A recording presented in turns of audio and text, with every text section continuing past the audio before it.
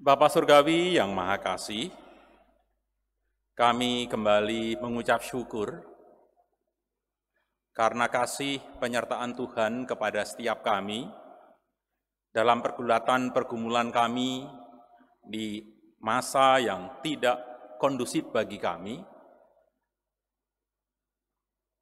Dan kami mengucap syukur ketika kami boleh melaluinya, bahkan Tuhan masih senantiasa menyertai kami dengan rasa damai sejahtera di dalam kami menghadapi pergulatan dan pergumulan hidup kami. Saat ini kami mengucap syukur karena Tuhan telah mengumpulkan kami bersama-sama berbakti, memuji dan memuliakan nama Tuhan. Biarlah segenap pujian yang telah kami naikkan dan doa yang telah dan akan kami lapaskan terdengar indah di telinga Tuhan dan Tuhan berkenan menerimanya. Tiba waktunya bagi kami ya Allah untuk mempersembahkan segenap hati dan pikiran kami guna disapa, ditegur, dikoreksi, diperbaiki, bahkan diteguhkan oleh kebenaran firman Tuhan.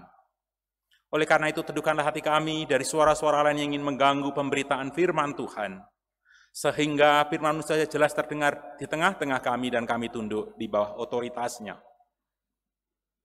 Hamba-Mu yang pagi hari ini kembali Engkau percaya untuk menyampaikan kebenaran firman-Mu. Di tengah-tengah kelemahan, keterbatasan, dan keberdosaan hamba-Mu, kiranya anugerah Tuhan yang sempurna boleh menolong hamba-Mu ini, sehingga hamba-Mu ini boleh menyampaikan kebenaran firman Tuhan dengan setia dan bersahaja. Hamba-Mu juga berdoa buat setiap umat yang mendengarkan firman Tuhan dimanapun mereka berada, baik yang ada di rumah maupun di tempat lain.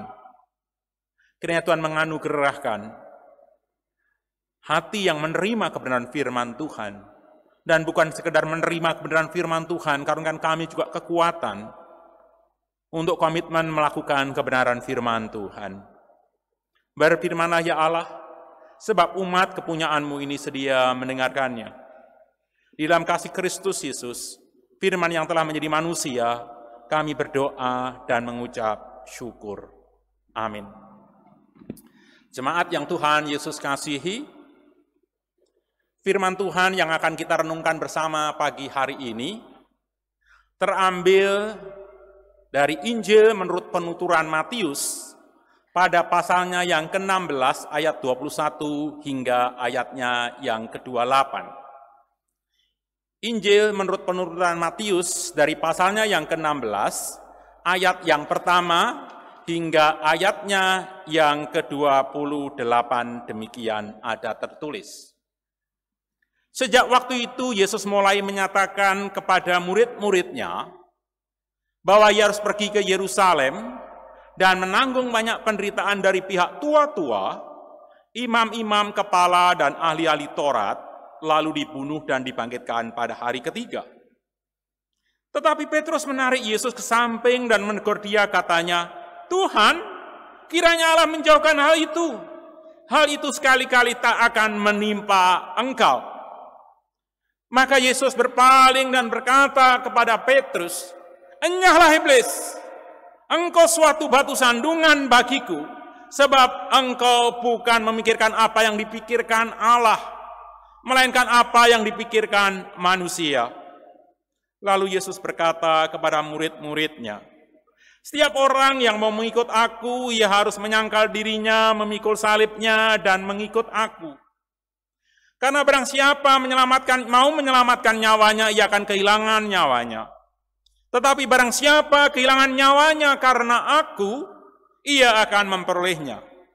Apa gunanya seseorang memperoleh seluruh dunia tetapi kehilangan nyawanya?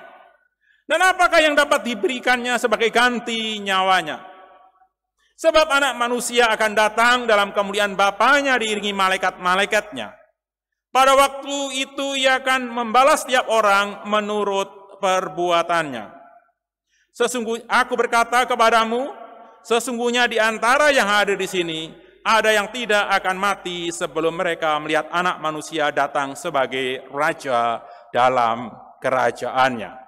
Demikianlah Injil Yesus Kristus. Berbahagialah mereka yang mendengarkan firman Allah, yang memeliharanya dalam hidupnya sehari-hari. Haleluya. Haleluya. Haleluya. Haleluya.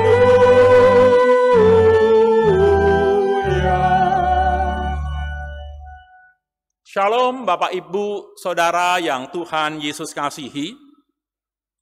Seperti yang Bapak Ibu Saudara ketahui dari saya bahwa saya lahir dari kota Klaten. Dan di usia saya yang tidak muda lagi, saya teringat kepada papa saya ketika mempersiapkan khotbah ini.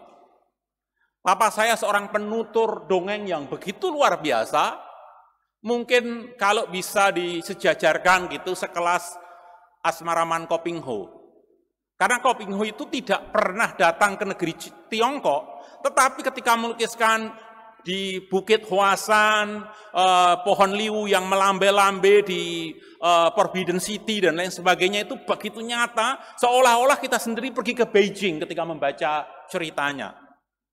Nah, papa saya juga mempunyai cerita yang sama. Di dekat rumah kami, di Klaten itu, kira-kira dekat itu buat istilah kami itu ya kira-kira kalau masih bisa ketangkap oleh mata itu dekat gitu. Kalau gunung di sana itu masih kelihatan Gunung Salak ya dekat begitu ya. Kira-kira sekitar 5 atau 7 kilometer dari rumah kami itu ada pemakaman yang fenomenal namanya Tembayat. Nah, orang yang tinggal yang dituakan di situ, yang dimakamkan di situ namanya Ki Ageng Tembayat atau yang sering disebut Ki Ageng Pandan Aran. Nah, ceritanya begini. Ki Ageng Pandan Aran adalah seorang bupati di Semarang yang sangat kikir dan saking kikirnya, dia itu udah misalnya ada seorang penjual rumput untuk kuda-kudanya, udah harganya murah ditawar lagi lebih murah lagi. Sehingga pokoknya kalau udah kaya banget, tetap dia seorang yang kikir. Nah, karena ini legenda dari cerita Islam, jadi suatu kali Sunan Kalijogo itu dari 9 wali itu menyamar menjadi seorang tukang rumput. Nah, ketika dia menyamar menjadi tukang rumput, dia datang jualan rumput kepada Bupati Semarang ini yang nantinya bernama Ki Ageng Pandan Aran tadi. Nah, ketika dia menjual ditawar, dia bilang, udah ditawar, rumputmu rusak, nanti kudaku malah sakit. Bisa saya tuntut ganti rugi. Ya udah deh, nggak usah dibayar, intinya begitu. Seneng Ki Ageng Bupati Semarang ini. Setelah sebelum pamitan dia bilang begini, sebutlah Bupati Semarang, Adipati Semarang, kamu itu kaya tapi tidak bisa melihat kekayaanmu. Maksudnya apa? Ambil cangkul itu katanya. Begitu dia cangkul tanahnya, begitu tanahnya dicangkul di depannya dia, yang cangkul tanah yang setiap hari dia lihat, di dalam cangkulannya banyak sekali bongkahan emas. Wow! Terus bilang gini, gimana kok bisa begitu? Terus bilang, kalau kamu mau lebih kaya, kamu harus ikut saya. Oh, begitu? Iya. Di mana tempatnya? Akan seperti Musa ceritanya. Akan kutunjukkan tempatnya nanti, kamu berjalan ke arah selatan. Nah, di dalam perjalanannya itu, pendek kata, dia sampai ke Tembayat. Tapi sebelum itu, ketika dia dari Semarang lewat Boyolali, istrinya terlalu ingat akan harta yang ditinggalkan di Semarang. Maka bilang, mbok ya lupa, begitu. Dalam bahasa Jawanya, mbok yo lali. Ketika berpikir itu di kota yang sekarang namanya Boyolali. Ya. Terus berjalan lagi ke arah selatan. Dirampok oleh oleh perampok. Saat dirampok, si istrinya dibilang nggak bawa apa-apa. Tongkat yang kamu pakai. Ternyata dia menaruh emasnya, bekalnya di dalam tongkat. Nah, saat di situ, Ki Ageng Pandan Aran tadi yang masih namanya belum itu, dia bilang begini, kamu salah, kata kepada si penjahat. Kamu juga salah. Tiga-tiganya salah. Maka menjadi nama kota Solotigo. Tiga-tiganya salah. Berjalan lagi ke arah selatan. Ketika dia ditanyain orang, karena takut dirampok, bawa apa itu mas? Padahal beras, dibilang wedi, artinya pasir. Dan saat itu juga yang di karung itu berubah menjadi pasir atau wedi. Sekarang ada kota wedi di situ. Nah, ketika dia menceritakan itu, saya itu seolah-olah waktu kecil dibawa perjalanan Ki Ageng Pandanaran dari Semarang. Apalagi kalau saya pulang kampung lewat itu. Oh, dulu waktu Ki Ageng Pandanaran lewat sini, waktu itu masih hutan jati ya, masih angker dan lain sebagainya. Saya bisa membayangkan. Atau satu kali ketika papa saya cerita tentang Adam dan Hawa. Adam itu dijatuhkannya bukan di Timur Tengah, di dekat Gunung Merapi. Ceritanya orang Jawa pokoknya kalau bisa dikuasain semua. Jadi terus dari Adam dibuang dari surga, jatuhnya di dekat lereng Merapi, Hawa jatuhnya di Roma. Dari saling mencari, maka ada lagunya, Meter, Adam kawa, runtung. Jadi waktu menceritakan Adam jalan jauh dari Merapi ke arah Roma, lewat padang pasir, ketika malam hari, dengan bekal yang kurang, belum ada lampu, saya membayangkan si Adam kedinginan tuh, saya merasa kedinginan. Itulah ketika ayah saya menuturkan tentang musafir. Nah, kita ini juga musafir. Orang Kristen itu juga musafir. Apalagi jemaat GKI, itu musafir banget gitu. Dari lagu-lagunya aja di Kidung Jemaat 269, Hai musafir mau kemana? 421 dikatakan, Yesus Raja kawanku musafir. NKB 149, aku ini adalah musafir. PKJ dengan judul yang sama, aku ini adalah musafir. Bahkan di kitab Perjanjian Lama musafir, yang sering dengan terjemahan orang asing, disebutkan tidak kurang dari 169 kali. Orang Kristen itu adalah musafir. Orang yang dalam perjalanan, atau di dalam bahasa anak-anak sekarang, unfinished Christian. Orang Kristen yang belum selesai. Karena apa? Karena kalau sudah selesai, sudah bersama-sama dengan Bapa di surga. Jadi orang Kristen kita sebut sebagai unfinished Christian. Kristen yang masih mengembara, atau gereja yang masih berjuang.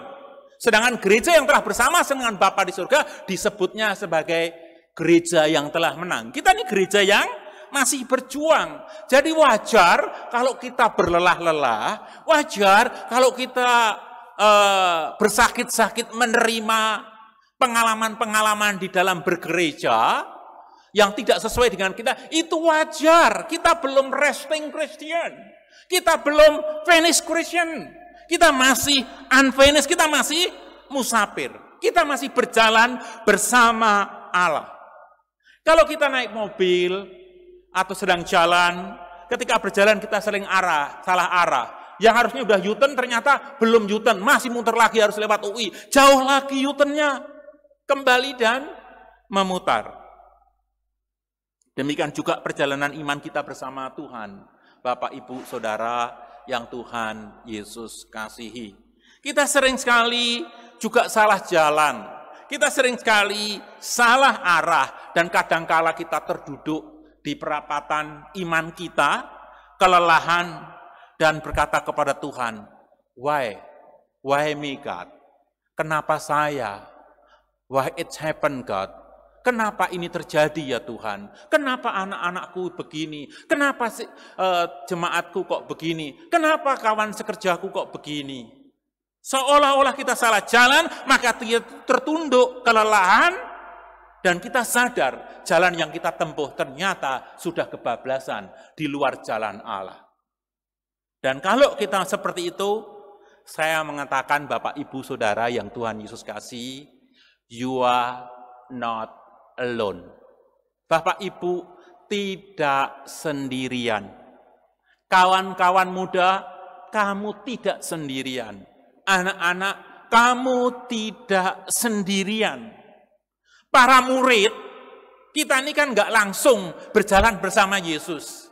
Para muridnya yang secara intens siang dan malam berjalan bersama Yesus 3,5 tahun pun masih salah tafsir terhadap jalannya Tuhan. Ini intens loh.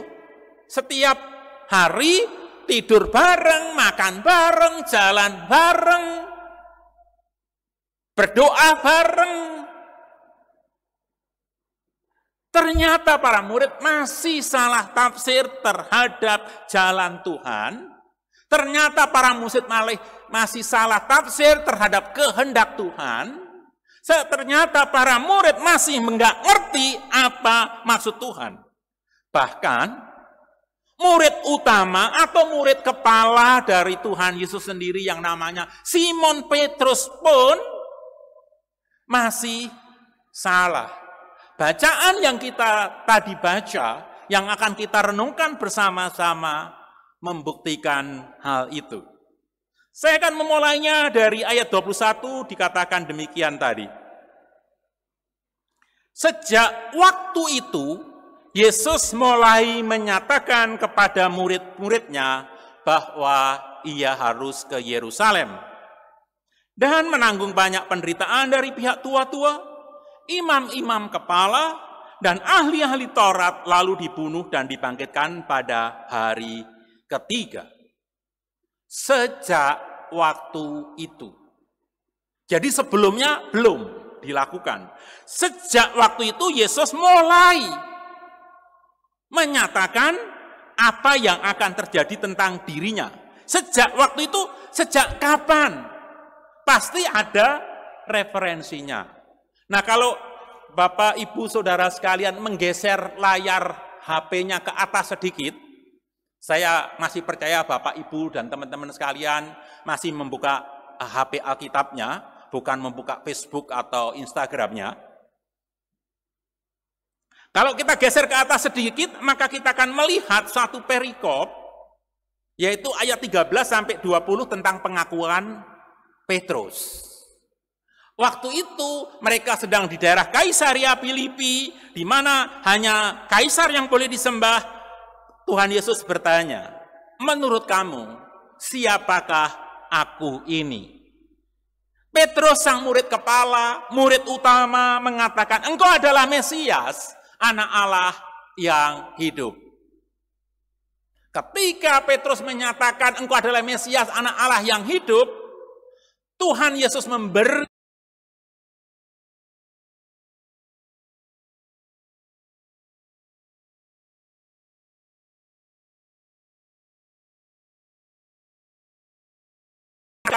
Bapakku yang di sorga.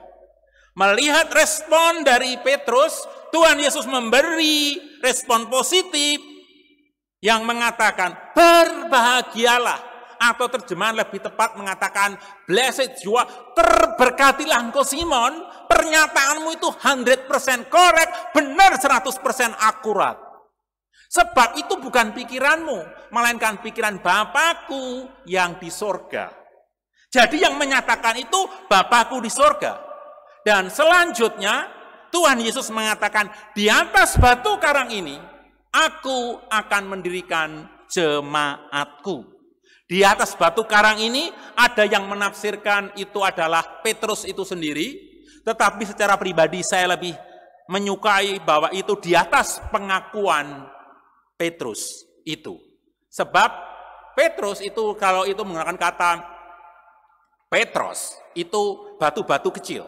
Sedangkan bahasa asli yang digunakan di atas batu karang ini menggunakan kata Petra. Jadi saya sendiri menafsirkan di atas batu karang ini, di atas pengakuan Petrus itu, bahwa Mesias adalah Anak Allah yang hidup, gereja didirikan.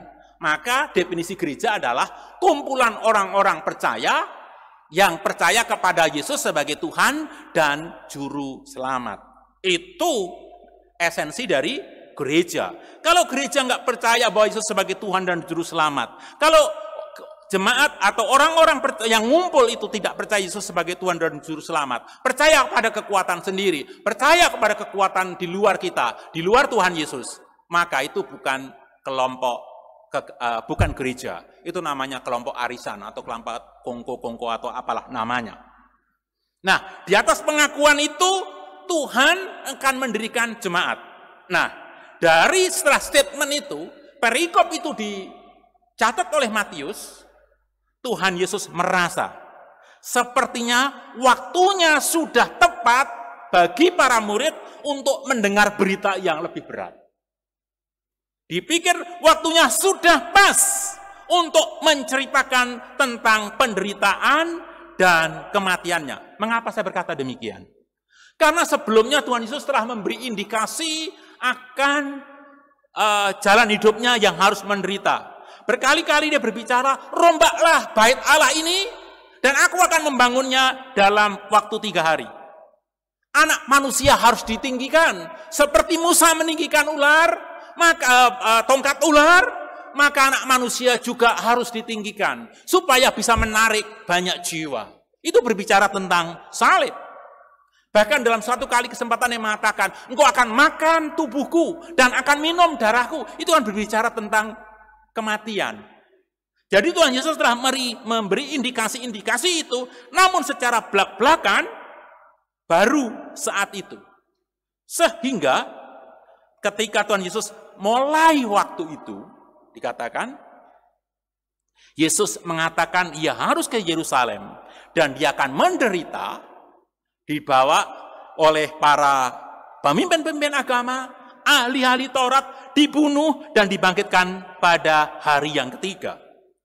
Ternyata Tuhan Yesus agak kecele. Kenapa? Karena ternyata Petrus belum siap sepenuhnya.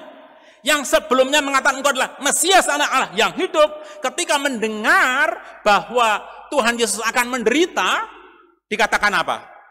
Tuhan, kiranya Allah menjauhkan hal itu. Hal itu sekali-kali tak akan menimpa engkau. Tuhan Yesus digeret begitu, ditarik ke samping dan dikatakan, Tuhan, no, bukan begitu skenarionya. Wow, ini suatu statement dari seorang diehard Yesus ini. Seorang loyalis tanpa syarat yang mau melindungi Yesus sedemikian rupa. Itu sekali-sekali tidak akan terjadi padamu. Bahkan di dalam Lukas 22 ayat 33 mengatakan apa? Aku masuk penjara untuk engkau, aku berani, kata Petrus. Senangkah Tuhan Yesus mendengar pengakuan seorang loyalis, seorang diehard seperti ini? Seorang loyalis buta, seorang loyalis yang diehard, yang tanpa pertimbangan? Tidak, sama sekali. Sebab Tuhan Yesus tak mengatakan apa? Maka Yesus berpaling dan berkata kepada Petrus, enyahlah engkau iblis. Engkau batu sandungan bagiku. Sebab engkau bukan memikirkan apa yang dipikirkan Allah, melainkan apa yang dipikirkan manusia. Ternyata respon seorang loyalis seperti Petrus dikritik oleh Tuhan Yesus. Bukan pujian, bukan pelukan bangga. Aduh, aku bangga banget pada kamu Simon. Enggak, justru hardikan, enyahlah engkau iblis. Mengapa alasan begitu keras Tuhan Yesus? Alasannya ada di ayat itu juga. Dikatakan demikian, engkau batu sandungan bagiku, engkau yang akan menghambat perjalananku, sebab engkau bukan memikirkan apa yang dipikirkan Allah, bukan memikirkan yang aku pikirkan, melainkan yang kamu pikirkan. Jadi Tuhan Yesus mengkritik Petrus bukan karena loyalisnya Petrus, bukan. Bukan karena diehardnya Petrus, bukan. Tetapi sikap loyal, sikap diehard, sikap pendukung yang begitu membabi buta, membuat Petrus tidak bisa melihat rencana Allah di dalam diri Tuhan Yesus. Maka dikatakan, engkau menjadi batu sandungan bagiku. Engkau nggak memikirkan yang dipikirkan Allah, melainkan yang kamu pikirkan. Bapak, Ibu, Saudara yang Tuhan Yesus kasihi. Bukankah kita sering sekali seperti ingin menjadi penasihat-penasihat Allah kan? Oh harusnya ke ini Tuhan, harusnya ini yang terjadi dong. Kan jemaat sudah begini, kan MJ sudah begini, harusnya ini dong yang terjadi. Harusnya ini nggak bisa dong pandemi seperti ini. Kita udah ngumpulin dana untuk Paskah, Paskah nggak jadi. Harusnya nggak begitu dong Tuhan. Siapa kita yang mau menjadi penasehat Allah? Karena apa? Karena dikatakan itu menjadi batu penghalang. Sebab Kristus tidak mementingkan diri. Kristus tidak mementingkan kenyamanan diri. Boro-boro kenyamanan diri. Keamanan diri aja nggak dia pikirkan. Keselamatan diri nggak dia pikirkan. Yang dipikirkan adalah bagaimana rencana Allah itu diwujudkan di dalam diri Tuhan Yesus. Kenyamanan diri, keamanan diri, keselamatan diri tidak menjadi tujuan hidup Tuhan Yesus. Melainkan rencana Allah Bapa yang terwujud di dalam diri Tuhan Yesus, itu yang harus terjadi. Sehingga pemikiran Simon Petrus secara tidak langsung itu ditunggangi oleh pemikiran yang bertolak belakang dengan rencana Allah. Sekali lagi saya katakan, pemikiran Simon Petrus yang loyalis tadi secara tidak langsung ditunggangi oleh pemikiran yang bertolak belakang dengan rencana Allah. Apa itu? Yesus harus mati. Sebab dikatakan tadi ayat 21, ia harus pergi ke Yerusalem dan menanggung banyak penderitaan dari pihak tua-tua, imam-imam kepala, ahli-ahli Taurat, lalu dibunuh dan bangkit pada hari ketiga. Ia harus. Jelas itu. Jadi hidupnya Tuhan Yesus, visi Tuhan Yesus, itu sesuatu yang telah ditentukan Allah, dan dia harus menggenapinya. Maka setiap upaya, setiap pemikiran yang berusaha membelokkan itu, berarti itu bukan cara Allah. Dan yang untuk menghambat rencana Allah, hanya dua kemungkinan, yaitu manusia atau iblis. Dan Tuhan Yesus merasa bahwa perkataan Petrus atau pemikiran Petrus ditunggangi oleh iblis untuk menghambat Tuhan Yesus naik ke kayu salib, ditinggikan seperti tongkat Musa itu. Menarik kali, teks itu nggak berhenti di sini. Injil Matius merangkainya dengan perikop berikutnya berbicara bagaimana harga yang harus dibayar untuk menjadi seorang murid. Dikatakan, setiap orang yang mau mengikut aku harus menyangkal diri, memikul salibnya setiap hari, dan mengikut aku. Ini versi Matius, versi Lukas menggunakan setiap hari, sedangkan Matius tidak mengatakan setiap hari. Setiap orang yang mau mengikut aku, ia harus menyangkal dirinya, memikul salibnya, dan mengikut aku. Mengapa perasa ini urutannya sedemikian? Setiap orang yang mengikut aku harus menyangkal dirinya, memikul salibnya, dan mengikut aku. Kalau dikatakan setiap orang yang mengikut aku, ada prosesnya, baru mengikut aku. Jadi start dan akhir adalah mengikut aku. Namun sebelum bisa mengikut aku, pertama yang harus dilakukan adalah menyangkal diri. Mengapa menyangkal diri, Bapak, Ibu, Saudara yang Tuhan Yesus kasihi? Sebab value, ambisi, keinginan, pikiran, kehendak kita sebagian besar atau hampir dikatakan hampir semua bertentangan dengan kehendak Allah. Di Yesaya menulis, seperti langit dan bumi, itu perbedaan kehendakku dan kehendakmu. Karena perbedaan value, perbedaan pikiran, perbedaan visi, perbedaan kehendak, maka orang harus menyangkal diri. Menyangkal diri itu adalah saya inginnya ke timur, Tetapi ada kepentingan lain yang membawa aku ke barat. Dan aku ke barat karena untuk kepentingan yang lebih besar. Itu menyangkal diri. Menyangkal diri adalah ketika kita pengen makan bareng siang ini setelah pulang ibadah ini, makan lapo, di lapo gitu. Terus istri bilang, enggak, kita makan gado-gado saja. Alasannya alasan kesehatan. Baik kesehatan darah dan kesehatan kantong. Padahal udah pengen banget kita makan di lapo. Semua udah sepakat anak-anak. Tetapi ketika ibu negara mengatakan kita makan gado-gado, kita mengikuti. Itu menyangkal diri. Menyangkal diri ketika keinginan kita yang sudah begitu memuncak, harus disubmission, harus ditundukkan di kepentingan yang lebih besar. Itu menyangkal diri. Mengapa kita perlu menyangkal diri? Karena kehendak Allah, pikiran Allah berbeda dengan kehendak dan pikiran kita. Baru setelah menyangkal diri, pikul salib. Menyangkal diri mutlak diperlukan, karena mikul salib itu nggak enak. Kalung salib kelihatan keren. Mikul salib nggak enak sama sekali, Bapak Ibu. Oleh karena itu mikul salib itu nggak enak, maka diperlukan penyangkalan diri. Dan itu bukan hanya saat drama Paskah.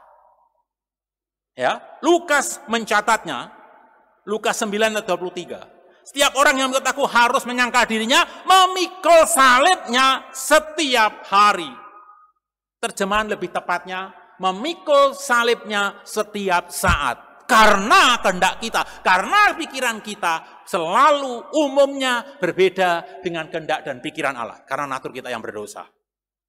Sehingga diperlukan penyangkalan diri dan memikul salib kita setiap hari. Saya memikul salibnya Yonas. Saya enggak memikul salibnya Pak Andi Bangun.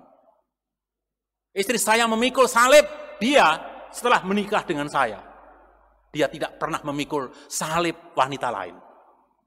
Karena masing-masing punya ukuran salib yang pas dengan kita.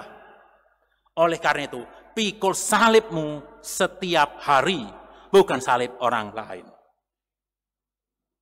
Dan baru mengikut aku. Maka kalau saya mau katakan, sebelum bisa mengikut Yesus, ada step. Menyangkal diri, pikul salib setiap hari, baru mengikut. Ini proses yang terus menerus. Unfinished Christian tadi. Maka modal dasar yang diperlukan adalah menyangkal diri alias self-denial. Maka buat saya, self-denial is essential to follow Christ. Merupakan satu yang sangat esensial, yaitu penyangkalan diri untuk menjadi pengikut Kristus. Dan itu telah diteladankan oleh Tuhan Yesus. Dengan kata lain, Bapak, Ibu, Saudara yang Tuhan Yesus kasihi. Mengikut Yesus berarti mengikuti setiap jejak Kristus. Mengikuti setiap jejak keteladanannya. Dengan menyangkal diri dan memikul salib kita setiap hari. Kalau ternyata keinginan kita, pikiran kita tidak terwujud, itu penyangkalan diri yang harus kita lakukan. Dari bacaan Injil kita pada hari ini, kita tahu bahwa Tuhan Yesus melakukan kehendak Bapanya di atas keinginan diri, di atas kenyamanan diri, di atas keamanan diri, di atas keselamatan diri. Sebab melakukan kehendak Bapa itu yang disebut anak-anak Allah yang sesungguhnya. Anak-anak Allah yang sejati. Tuhan Yesus pernah berkata di Matius 7:21, bukan orang yang fasih menyebut Tuhan, Tuhan. Bukan orang yang fasih memberitakan tentang Tuhan. Bukan orang yang fasih bercerita tentang Tuhan. Melainkan orang yang berusaha melakukan kehendak Bapa. Bahkan ketika Tuhan Yesus diingatkan oleh keluarganya, diingatkan oleh ibunya untuk tidak lupa makan siang ketika pelayanannya. Bahkan adiknya mengatakan dia gila karena sibuk pelayanannya. Yesus mengatakan, siapakah saudara-saudaraku? Siapakah ibuku? Yang melakukan kehendak Bapa itulah saudara-saudaraku. Yang melakukan untuk kerajaan Allah itulah ibuku. Fokusnya adalah melakukan kehendak Allah. Pertanyaan bagi kita untuk kita renungkan secara pribadi. Apa yang menjadi kehendak Allah? Apa yang menjadi pikiran Allah secara spesifik untuk kita lakukan? Saya memberi beberapa tips yang saya gumuli di dalam hidup saya. Untuk mengerti kehendak Allah, kita harus siap taat melakukan apa yang dikehendak Allah. Kalau kita nggak tahu kehendak Allah, syarat pertama untuk tahu kehendak Allah adalah mempunyai sikap untuk taat. Mungkin kita pernah mendengar cerita tentang Samuel ketika dipanggil Tuhan, bukan? Ketika Tuhan memanggil Samuel, Samuel, dia terbangun, dan dia lari kepada Imam Eli, Bapak manggil aku? Di 1 Samuel pasal 3, ayat 1-12. Eli bilang, tidak, aku tidak manggil kamu. Dia kembali tidur. Lagi ada suara lagi, Samuel, dia lari. Bapak manggil aku tadi kan? Eli bilang, enggak, aku enggak manggil kamu. Sampai ketiga kalinya, baru Imam Eli nge. Yang manggil bukan aku, tapi Tuhan. Maka nanti Samuel kalau dengar suara tadi, di ayatnya yang ke-10, bilang, bab Allah, hambamu mendengar. Maka ketika ada panggilan yang keempat kali, Samuel berkata, ya Allah, hambamu mendengar. Yes my God, yes my Lord, I am listening. Baru Allah menyatakan kehendaknya. Orang yang mau siap mendengarkan firman Allah, orang yang mau mendengarkan pikiran Allah, orang yang mau mendengarkan perkataan Allah, rencana Allah, orang itulah yang Allah akan nyatakan kehendaknya. Kalau kita nggak mau taat, Allah nggak akan bicara. Maka di Mazmur 25 ayat 9 dikatakan, siapakah orang yang takut akan Tuhan? Kepadanya Tuhan akan menunjukkan jalan yang harus dipilihnya. Allah akan menunjukkan jalan yang harus dipilihnya jika orang itu takut dan taat kepada Allah. Bagaimana kita tahu setelah kita sikap taat? Sikap yang kedua, kita mempunyai relasi yang benar dengan Allah. Melalui apa? Melalui pembacaan Alkitab, melalui doa. Maka seharusnya saat teduh, maka seharusnya doa-doa kita diwarnai oleh firman yang kita baca. Kalau kita peka dengan relasi seperti tadi, maka kita akan peka mendengarkan. Gampang sekali. Seorang suami istri, dengan sikap seperti apa, cuman kenyitan dahi, seorang suami mengerti kenyitan dahi istrinya. Mengapa? Karena relasinya intim. Tapi saya bisa mengenyitkan dari saya berkali-kali di depan teman-teman majelis. Nggak ngerti, ini jadi kok gatel apa gimana gitu. Karena apa? Relasinya nggak intim. Yang ketiga, berusaha mengasah kepekaan hati nurani. Caranya gimana? Apakah ada damai sejahtera di dalam hati kita? Ya, damai sejahtera. Mengapa saya mengatakan damai sejahtera adalah salah satu tanda itu sesuai dengan kehendak Allah? Setiap kehadiran Allah selalu disertai shalom. Tuhan Yesus ketika para murid gelisah setelah kematiannya, waktu menampakkan diri, kata yang pertama keluar apa? Damai sejahtera. Sebelum dia kembali ke surga, dikatakan apa? Damai sejahtera aku tinggalkan bagimu. Damai sejahtera adalah tanda kehadiran Allah. Oleh karena itu, kalau apakah ini kehendak Allah dan bukan, apakah ada damai sejahtera di dalam diri kita? Damai sejahtera berbeda dengan sukaria atau sukacita, berbeda. Damai sejahtera itu sikap tenang yang dari dalam sekalipun di luar kehendaknya. Misalnya, suatu kali saya mengalami bahkan lebih dari 7 tahun berdoa kepada Tuhan satu hal, dan Tuhan sama sekali doa itu tidak wujudkan. Sampai titik terakhir saya tahu bahwa memang Tuhan tidak akan wujudkan. Dan ketika itu titik itu Tuhan tidak mengatakan, aku berkata tidak untuk hal itu, dan aku menerimanya dengan damai. Akhirnya aku melihat Allah. akhirnya aku mendengarkan suara Allah. Suaranya adalah big no. Dan sejak itu saya tidak pernah memberontak lagi dengan doa-doa saya yang selfish lagi. 7 tahun. Dan ketika Tuhan menjawabkan big no, akhirnya ada damai sejahtera. Oh itu. Dan mungkin yang terakhir, tanyakan kepada teman-teman seiman yang secara rohani atau secara spiritual lebih dewasa dibandingkan kita. Jadi ada 4 hal bagaimana kita mengerti kehendak Allah. Pertama kali siap untuk taat. 2, mempunyai relasi yang benar. 3, mengasah kepekaan hati nurani apakah ada damai sejahtera. Dan keempat, tanyakan kepada orang-orang yang secara spiritual lebih dewasa dibandingkan kita. Untuk cara mengerti kehendak Allah.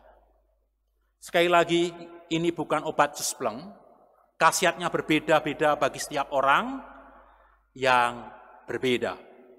Karena tidak mungkin dan tidak mudah menebak hati Allah. Wong nebak hati pasangan kita aja sulit, apalagi menebak hati Allah. Tetapi dengan mengasah kepekaan-kepekaan di atas, mungkin mencari kehendak Allah relatif lebih mudah. Saya mengajak Bapak Ibu, apa yang menjadi pergumulan Bapak Ibu di rumah? Saya berbicara kepada anak-anak muda, apa yang menjadi pergumulanmu? Apa yang selama ini menjadi yang longing banget terhadap dirimu? Yang kamu paling inginkan di dalam hidupmu? Tanyakan kepada Tuhan. Kalau ternyata bukan itu kehendak Allah, mengapa kamu terlalu berlama-lama ngotot di dalam hal itu? Karena mungkin itu bukan kehendak Allah. Proses ketaatan, mengasah kepekaan, dan ketaatan untuk mengenal suara Allah itu sepanjang hidup kita. Maka lagu Tak Kutaukan Hari Esok, ketika tadi malam mempersiapkan khotbah ini, dan menutup doa malam kami menyanyikan lagu ini. Tak kutahu akan hari esok. Bahkan 5 langkah ke depan pun kami tidak tahu. Dan kami menutupnya di dalam doa kami begini tadi malam. Kalau Tuhan masih menginginkan hamba-Mu ini membuka matamu, maka persiapan khotbah ini besok bisa saya berikan kepada jemaat. Tetapi kalau Tuhan tidak mengendaki mata ini tetap dibuka, berarti aku sudah bersama-sama dengan Engkau. Karena kita tidak tahu apa yang terjadi akan hari esok. Sebab kita ini musafir. Sebab kita itu unfinished Christian. Saat hening bagi kita sekalian.